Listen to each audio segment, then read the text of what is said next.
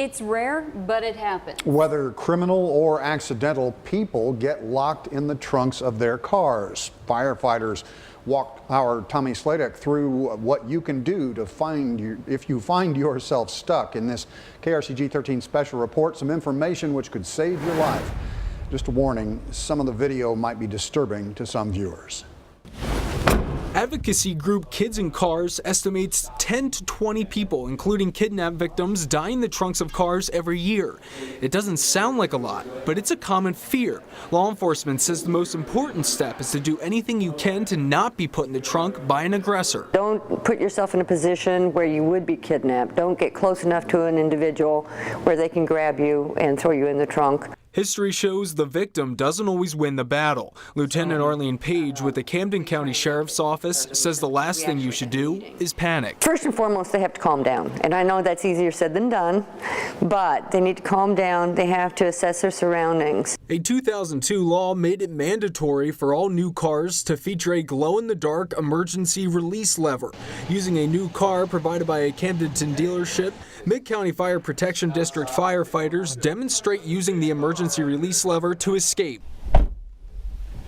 In this video, you see firefighter Zach in the position one would most likely be in if trapped in the trunk. Using his arm, he's able to grab the release lever in the middle of the trunk and let himself free.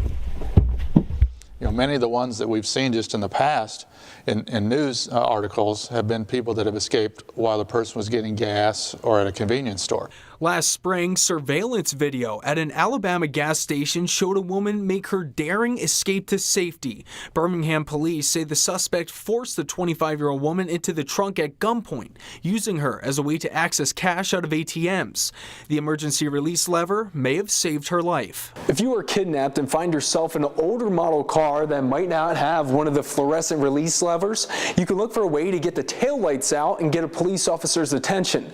You can do that by reaching into the corners by where the taillight would be, pulling on the levy, ripping out the panel, and then ripping the cords, thereby putting those lights out, getting an officer's attention.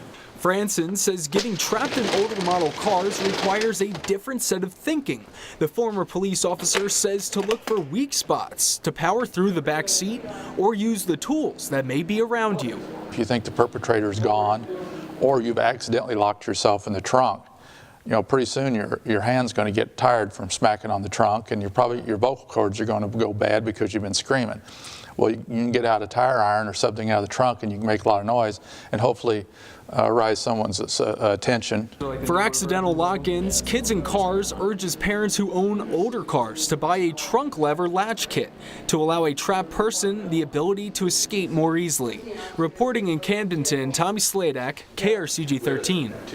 Kids and Cars says no children have died in the trunk of a car equipped with the lever since it became law. You can purchase a quick out emergency trunk release on their website, kidsincars.org. It costs about $7. For more information and safety tips for